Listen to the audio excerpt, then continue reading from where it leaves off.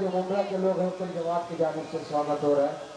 हमारे और अल्लाह का लाख लाख लाख शुक्र है जायसवाल साहब कि आपकी मेहनत, कोशिश और मेरे 10 साल की मेहनत और आपकी एक सिग्नेचर ने मुमरा शहर की तकदीर बदल डाली। जिस दिन कौसा कब्रिस्तान बंद हुआ उसी दिन अल्लाह की नेमत से अल्लाह ने दूसरा कब्रिस्तान का दरवाजा खोल दिया।